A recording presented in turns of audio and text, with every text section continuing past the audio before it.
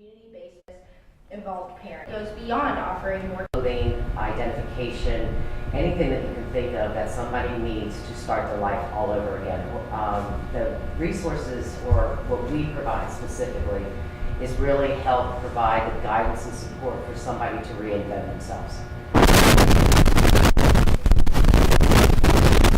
Or not to commit any more crime, but no one really tells an individual how to do that, or provide the services, the support, and the resources to do that. And if you would think of your own personal experience, if you were just to pack yourself up and go to a different country, you know, how would you do that? How do you prepare yourself for that? And then once you're in that country, where do you go for help? Where do you go to ask what the social norms are? You know, individuals learn how to live inside the prison system in a manner in order to survive, but that same behavior is actually counterproductive in society. And it actually works against somebody trying to come back to the community when they're very guarded, very protective. It comes across incorrectly. It comes across in a way that people fear individuals that come across that way. So we actually provide an opportunity for people to learn how to act literally. I mean, basically what I always say is common sense isn't common to everybody. Common sense is based on your experiences or the culture in which you were raised. So if you are actually literally choosing to leave one culture and try to acclimate to another, you need somebody of that new culture to be a role model and to let you know what is good, what is bad, what's acceptable, what is not. And that change is uncomfortable, so it's okay to feel uncomfortable. That's not a bad thing. Great. Tanya, what do you think is the most impactful aspect of Project Reentry? I think it's the uniqueness of we look at the individual and then help them identify their needs, and then we work on those needs. So everyone is not cookie cutter, so we look at that individual coming out, and if they've done 20 years, we may need to help them work their smartphone, because there was no smartphones 20 years ago. So helping them navigate resources. Let's go to D&D, and how do I deal with all of those people, or even at the mall, and help them understand sometimes when you leave the bathroom and the toilet flushes automatically, don't be afraid. That's just what happens. So I think it's just understanding the changes that are out there that they may not have any idea that is going on. Great. So moving into a little bit of discussion about the exhibit, Dr. Blee, could you tell us more about the origins of the exhibit and what motivated you to collaborate with Project Reentry?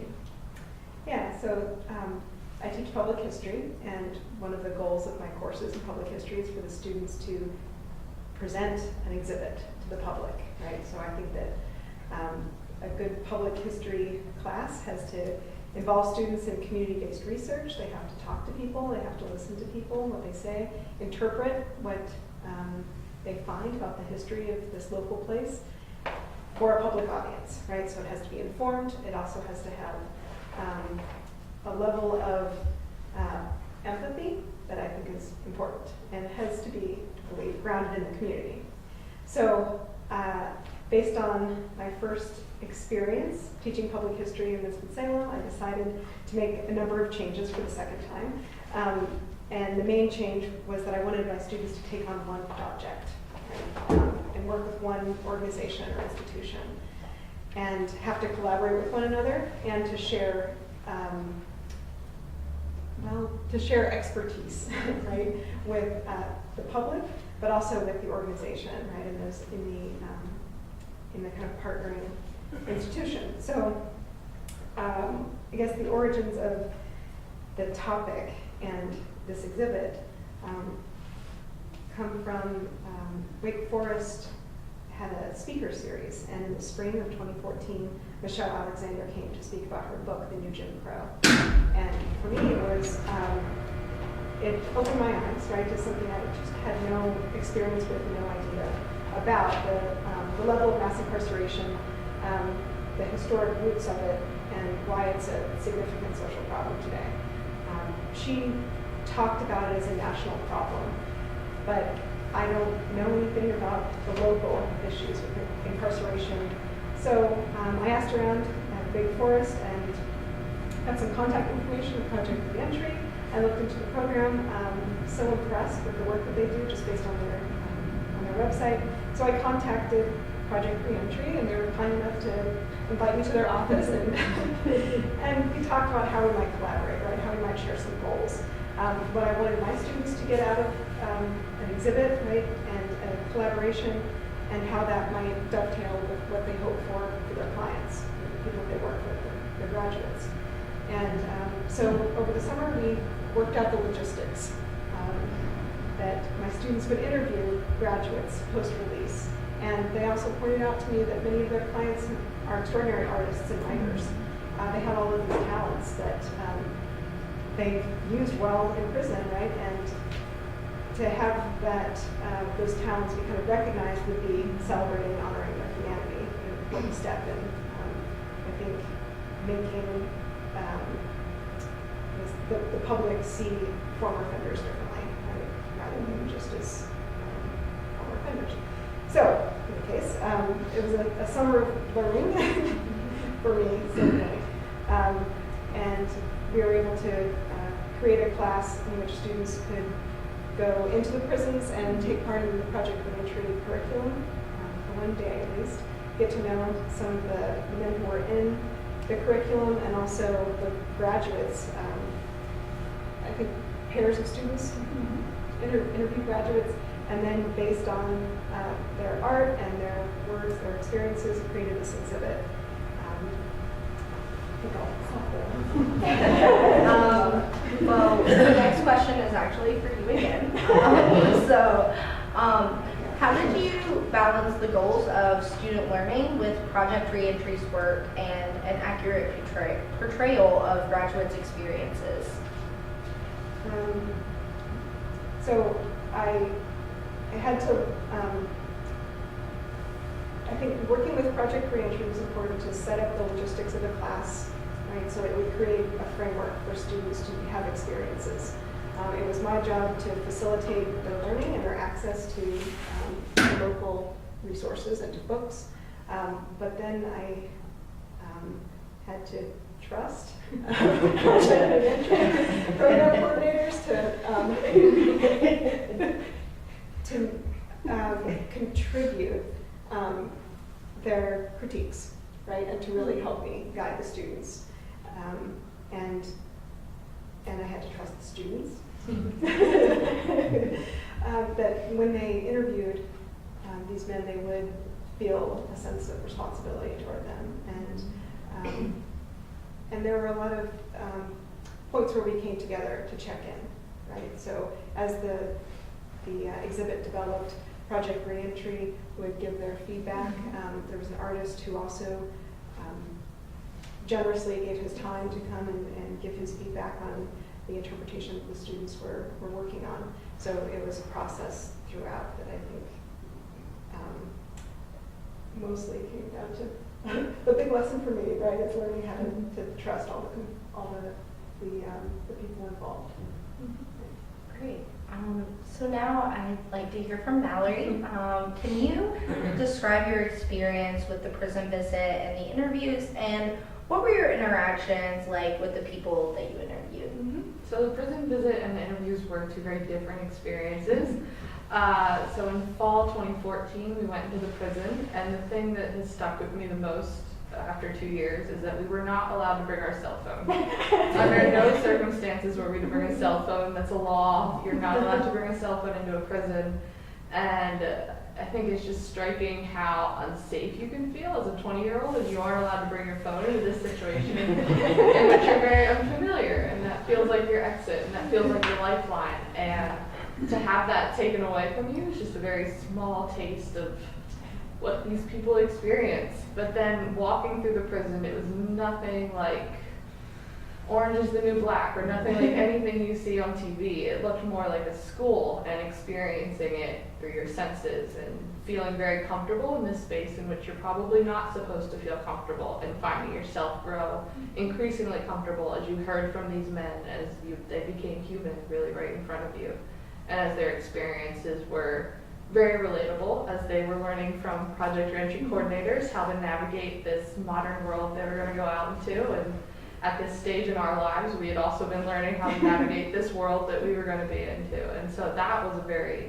humanizing experience in itself. And then when we began interviews and we began to talk to these men about more difficult times and not moving forward, but wanted them to reminisce on what they had gone through. That was very challenging at first, to ask people to remember some of the most difficult times in their life and to remember them aloud for us and to reflect on them, and with the intent of making them public and trying to learn to treat that process with a great deal of empathy and to respect these people. And I remember with my particular interview, I was so struck. And you can see the quotes from the young man I spoke to in the back corner of the exhibit. And he had gone to college, and he had done very well in college, like I'd been doing. And he had made all the right decisions, but there had been situations in his life which made his life harder than mine was at the beginning.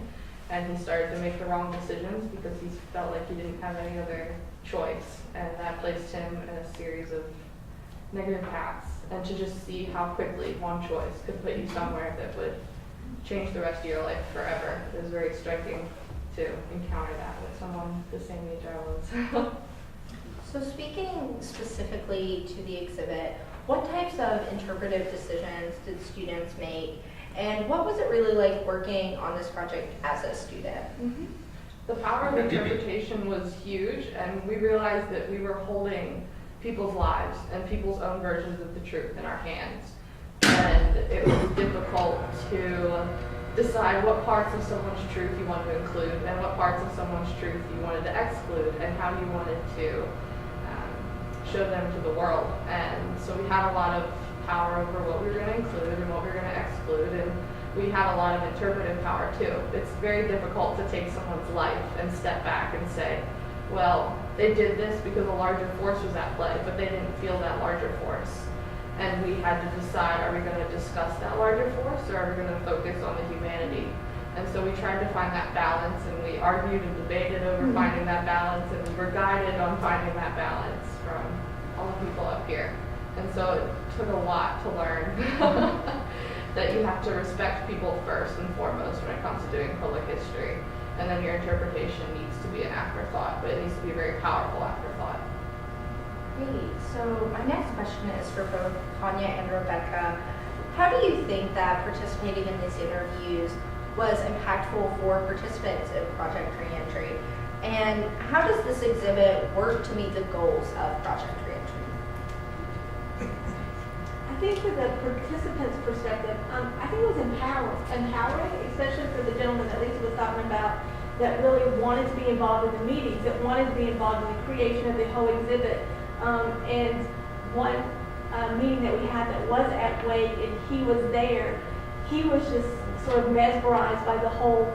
I was incarcerated, and now I'm at Wake Forest, and helping with an exhibit, and they're going to now use my artwork and show it to the world. To him, it was like this aha moment, like, wow, it can happen, and I can change things if I want to. So it was really a very, that moment was really awesome.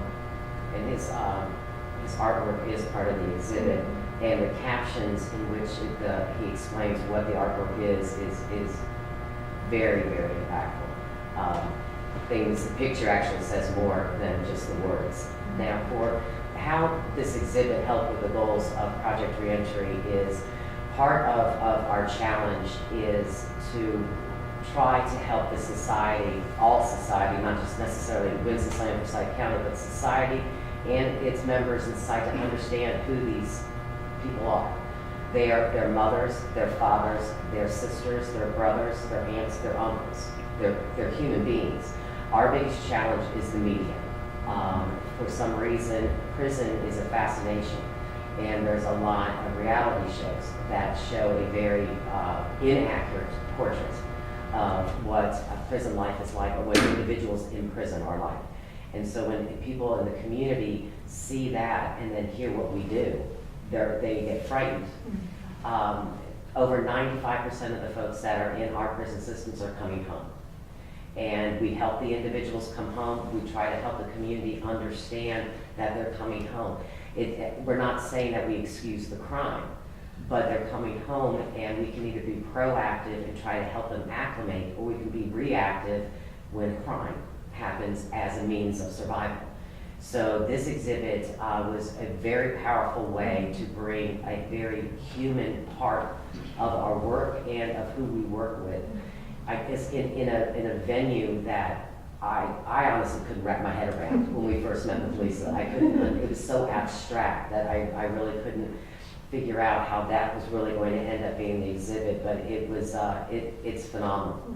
And I mean, we're talking about 2 years later. Right. And people are still talking about it 2 years later, and it really has helped open up discussion. If anything else, like me here, it's just opening up discussion. If we can have opportunities where our participants could come and speak for themselves, you'll see that they're just human beings. They aren't the monsters that media portrays. So it really has helped us to help our participants come out as humans like they are. So Dr. Blee, from a public history perspective, how does this exhibit contribute to public knowledge about our community?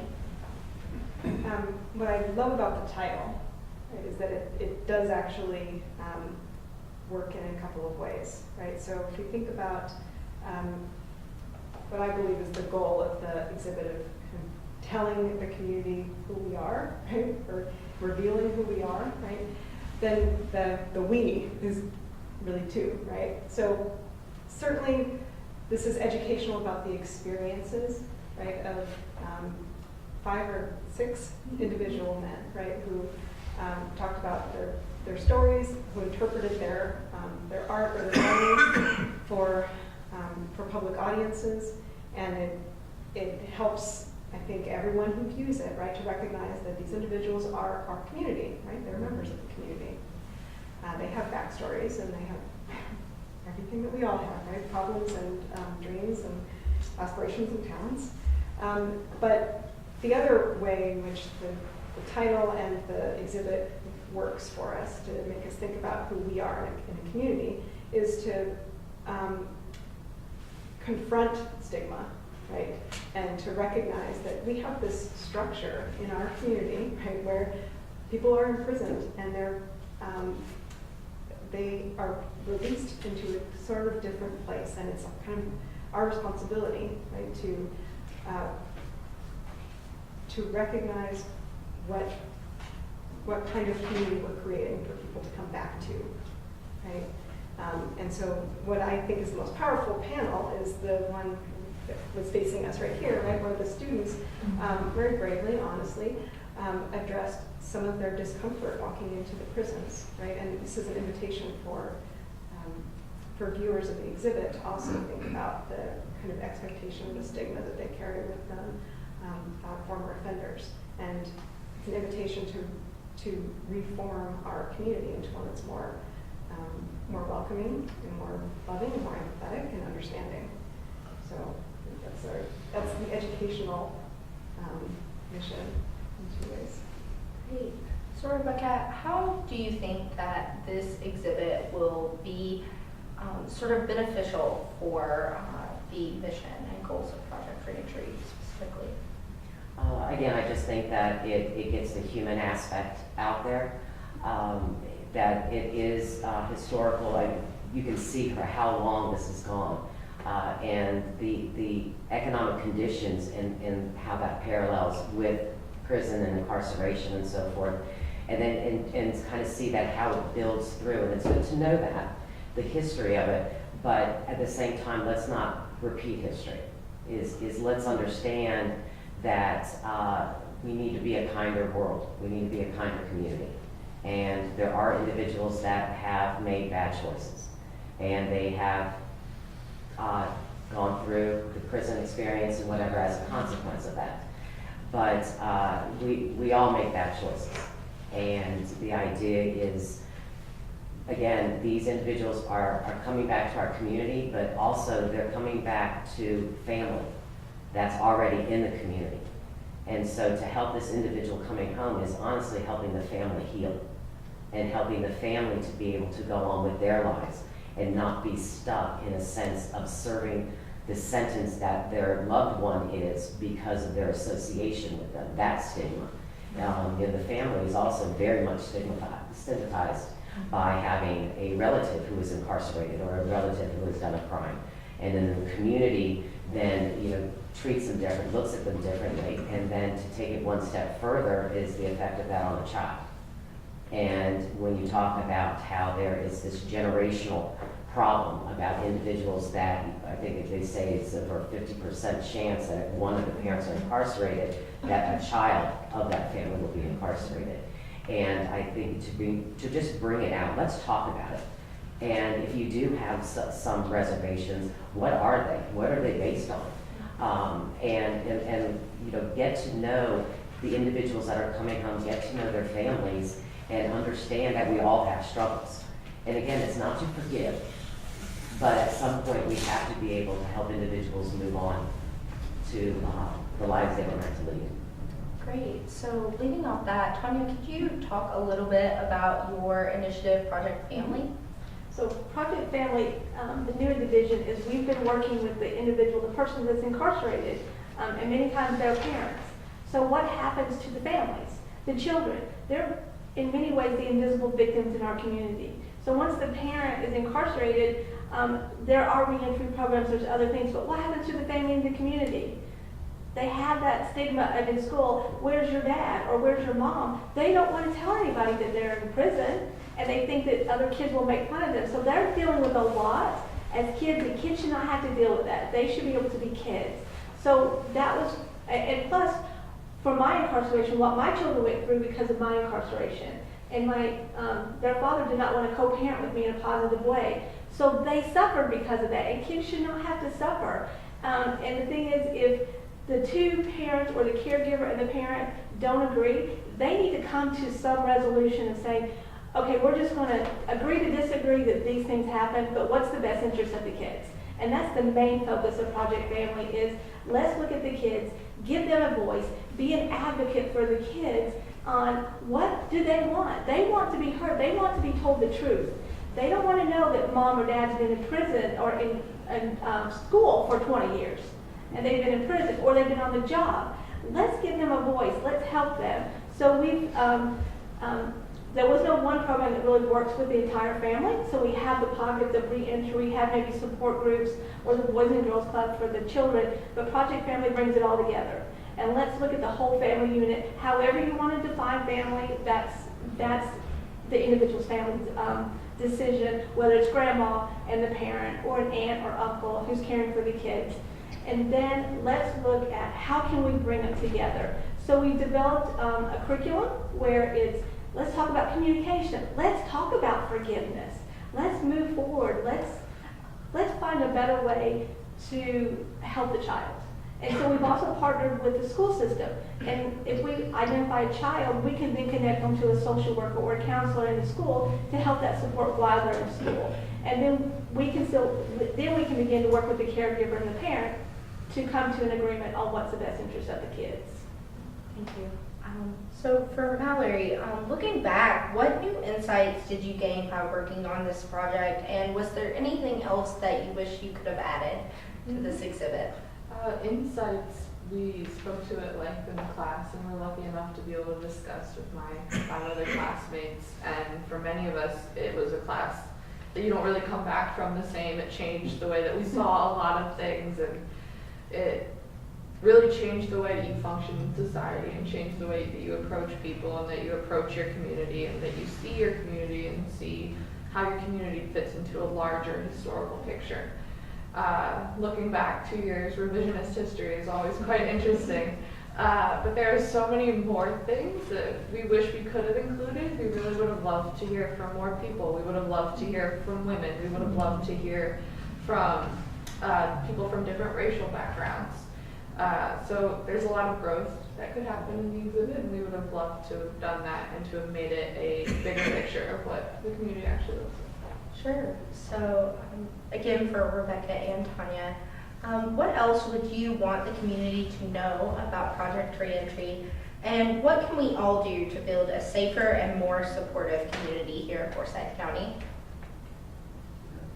I think for, just to know that for package reentry, and one of the things I keep thinking about is, what does someone who has a criminal record look like? And you don't know. So if you see certain people on the street, do you know that they have a criminal record? Until someone tells you, or unless you see them, their mugshot or something on TV, you wouldn't know. So I think it's just really looking at the person as a person and not someone, oh my gosh, that's the person who has a criminal record, because you don't know. And we're human. And yes, we've made some poor choices, but our charges or our convictions don't define who we are. We are much bigger than that. We have dreams, as Lisa was saying. We have things that we want to accomplish. And we are smart. We want to accomplish things in our life and to help other people that are coming behind us. So I think, for Project Reentry, it's really just the education, and helping communities see differently. And plus, also helping the participants see differently, too. The people in the community are not all bad. They're not all against you. We just really are here, let's all, and I know it's cheesy, but help everybody. Let's all get along. I just think information on both sides in the community, but also information, accurate information for our participants who are coming home and preparing them on what to expect when you come home. But something to really impress on people that aren't really familiar with this topic, or really maybe they claim they don't know somebody who's incarcerated or who's been in trouble, but I think the latest statistics are 1 in every 3 individuals have some type of run-in with the law. So if next time you're ever in a line at the grocery store, 1, 2, 3. You're sitting in church, 1, 2, 3. That statistic plays out perfectly.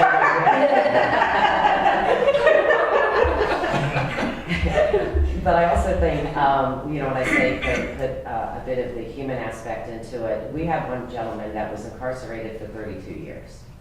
He went in when the very first cell phone call was made. That's when it was the big one where they claim that's what astronauts use to make a phone call on the moon or whatever, and this bag. And that's when he went in, and he had life, and he was not expected to get out. And then he went through a program within the prison system and had earned the release. So he got released in 2005. And if we all were to just stop for a minute and think back to the early 70s, some of us can do that. Some of us have been there. That's okay if some have not. You can read the history. But, and then he's out. And so there was a local paper that did an interview of him and asked, what was the most striking thing about society when you got out? And he said how cold everybody's become. And if you think about it, in the early 70s is basically, the latter part of the 60s. Everybody was really liking each other. And the pace of life was much, much slower. There was not the technology.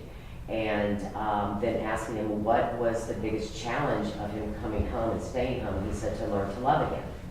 Because he cited that he just went to his grandson's high school graduation, but he didn't go to his daughter's, which was the grandson's mom. And he was married the entire time he's incarcerated. He's no longer married because as a man, he's not going to a home that he and his wife built. It's her home that she built and she maintained. And the struggles he had, to learn to talk on a cell phone as a way of communicating, just the regular everyday of society and feeling so out of place, he did relapse. And we were able to assist him and support him in that. And his employer actually kept his job for him because the employer recognized he was struggling, but he was trying.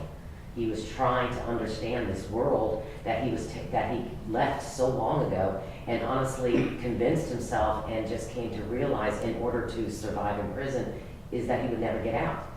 And then all of a sudden, 32 years later, he's out. What do you do with that? And if people could stop for a minute and just think about that, and think about that when you're in prison, you don't make choices. Choices are made for you. You're told when to go to bed, when to wake up, when to eat, when to change, when to do this, that, and the other. And then when you come out, we make choices before we even get out of bed. Do I want to put the snooze on one more time? Do I want to call in sick? Yeah, these kind of, but, you know, to go to a store, and back in the 70s, you had two types of bread. It was Wonder Bread, but it was either white or brown. I don't even know if they called it wheat, or dark bread, you know. But now, you know, there's all these choices of just simply bread that overwhelm most of us, let alone somebody that has not grown up with this pace. They're thrown into this very fast-paced, very cold, very technology-heavy community and society that they feel very detached from. And if that is what people who see the exhibit or, you know, go onto the website and look at Project Reentry and see the work that we do, have any opportunity to talk to our participants, if they can just kind of see it through those eyes and through that lens, I really think it will do a lot in helping us as a community help those that are coming home that are trying to do the right thing. Great, thank you so much. So that is the end of our formal questions for the panel. Thank you to all of our awesome panelists. Those answers were incredibly insightful. At this time, we want to open the floor for any of you who might have questions that you can ask either all of our panelists or any panelist in particular. Is employment health in the scope of your project? Seems like that would be kind of important to re-enter back into society. Yes, it's very important, and it is a very strong part of our program. And one thing that Project Reentry does, part of our philosophy that might sound a little harsh, but is that we don't necessarily support the concept of second chances, meaning going to an employer and like, can you just give me a chance? Because you really need to look at it from an employer's perspective. That's their bottom line. And so to give you a chance when I don't know who you are, I don't know if you have the skills, and I don't know if you demonstrated the ethic to work in my organization, but to simply, you know, sure, I would love to give you a chance if they have their heart in that kind of way, but what do you have? So we in Project Reentry, not only as the coordinators and so forth, but also we instill this in our participants, is that this is a business transaction. And to prepare yourself for that business transaction, just like anybody else has to. And that is, you know what your skills are. Get your attitude and behavior into check. Understand, and also just to understand what is the employer looking for. So we have employers that actually go into the prison facility with us to be able to explain from an employer's perspective what they're looking for and what their concerns are. This is why I have a concern about somebody with a criminal record. And if you come into my organization and you're still guarded and you still kind of have that behavior that you have while you were inside, you are meeting that stereotypical vision that I have of you. But if you come in as a business person and you demonstrate your skills and you demonstrate that you have the ethic that fits in my workplace and you have my workplace in the best interest, I definitely would want to give you an opportunity. And that's what we instill in our participants. We do not ask any employer to give our participants a job. We try to level the playing field by giving the tools to our participants and providing the supports to kind of help them instill that, because again, it's not an arena they're very comfortable with, so it's not common sense to know how to basically manipulate the whole how to get a job, how to keep a job. But we also offer support for the employer and say that if for whatever reason you have a concern that this individual is causing or that we're here for you, is to let us know what do you need in order for us to help make this work. But basically, if the employer will just offer the individual an opportunity, an interview, and then it is our participants that sell themselves. And I believe in this calendar year alone, as it is winding down, just in Forsyth County, with any criminal record that you can imagine, we have now 125 that's gone to 125 individuals with felony convictions recently released have gone to work, and with the Project Reentry, with the pre to post-release component, working with individuals before they get out, and then working with them within 24 hours of the next business day of their release, so we can continue that momentum of learning and growing and really refining those tools that these individuals are really realizing success. We always want to have that window of 30 days, but it's usually about 2 weeks they get a job. Because honestly, they're willing to work for minimum wage, because if you're lucky enough to get a job inside prison, you're working 70 cents a day. So minimum wage is pretty nice, to 70 cents a day. That's right. Yes. So in addition to the, what you do inside the prison with those who are incarcerated in terms of the curriculum, getting them ready for release and so on, and you alluded to this a little bit, but what role do you play with them postgraduate, after they're out, and how long does that relationship continue, and are there things that you actually, are able to help them with? And for how long does that go on usually? We work with them, well, so when they're released, if they're a successful graduate and they're going to one of our 23 counties, they'll have an appointment with the staff person there within 24 hours or the next business day. So it's that immediate engagement from gate to our office. Then we just continue to work on whatever needs they have. And Rebecca started in 2003. She still gets calls from some of her graduates. So we can work with them forever. And some they may, I'm working, I'm good, everything is great. They may call in to check, everything is still good. Or they're like, okay, I lost my job, I need help. So they can then come back. So they can come back and we will help them forever. Whatever their needs are. And actually the video that we have that's part of this exhibit as well as on our website, there's one gentleman that is on there and his name is Isaiah. And he was actually in my original first class in 2003. And he and I still keep in touch. Because with Project Reentry, which is different from any other organization that I'm aware of, is we are very much a family, and our participants are a family. And people ask, well, why can't the Department of Social Services do this program? Or why can't the community college do this program? Well, again, because of eligibility criteria, most of our folks do not qualify for those services for one reason or another. But with our program, we are able to change as the needs of our participants change, and as society changes. If there are things that we feel our participants need to know or need to learn, we can incorporate that. So we are constantly changing as everything else is constantly changing. But what happens is there is such a bond that is developed that you have a classroom of 20 individuals for 16 weeks, 1 day a week, that started not knowing each other, and at the end, especially the men, you have grown men accepting a certificate when maybe the very first certificate of completion they've ever earned in their lives.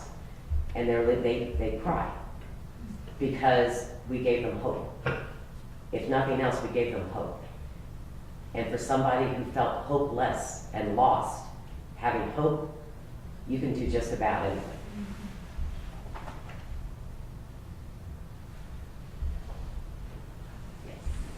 So I have a question, I guess I should ask this question, about the funding for Project Reentry, right? So my guess is that your funding varies from year to year, I'm assuming that, right? Which means that it might be that the different components that you're able to do or not do, maybe, depending on the year. So do you think about Project Reentry as a module where there's a core component that you do no matter what, and then other modules that you add on or take off depending on the resources that you have? Yes. The core component of Project Reentry is our pre-release programming and then our post-release services. Mm-hmm. And then as things change and things are added on, like for instance, in some of our counties, we actually work with child support court for individuals that claim they can't get a job because they have a criminal record, so they can't be compliant with their child support. We now work with those individuals. The Division of Project Family is yet another one. The way we're funded is actually very complicated, and it is a challenge. We started in 2003 with the Governor's Crime Commission grant, and then some of the counties that we are in were started by Governor's Crime. Reentry is no longer considered a priority, so that is actually a large funding source that we will not be able to access anymore. Those priorities have gone more over to law enforcement rather than reentry, and that's common with the Governor's Crime Commission. We have a little bit that comes from the city. We have a little bit that comes from foundations, but it's a struggle. And that it does what we do and how much we can do it and how in depth we can do it depends on our funding. We have an amazing relationship with Goodwill Industries of Northwest North Carolina, specifically Northwest North Carolina, that what we do is very fitting for their mission. But instead of having to invent a program or yet another program to do the work we do, they recognize the work we do, the outcomes that we have, matches their mission in such that our partnership with them is they will hire staff to actually be Goodwill employees, but they work for Project Reentry that I oversee. So we share in the successes of the work of Project Reentry. We gain a lot of support from the other services Goodwill offers and vice versa. And that's a very, very unique partnership because you're talking from like a management perspective, you're talking about kind of dual management of one person from two completely separate organizations. So it took a little while to kind of refine that. But we have done that again in Guilford County with Welfare Reform Liaison Project. And we have done it in the east, in the Rocky Mount area with Tri-County Industries. It has replicated the model of Goodwill Industries of Northwest North Carolina. But funding is something that we've always struggled for. So, getting it out in this venue as well, you never know. But that also, this kind of community outreach helps in that manner as well.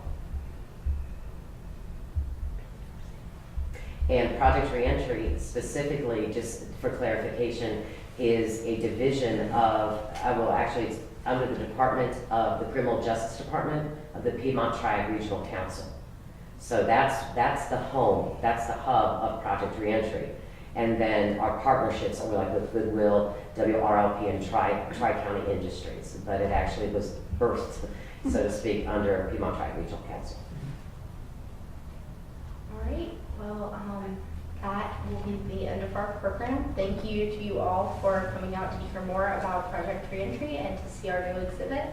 And have a great night.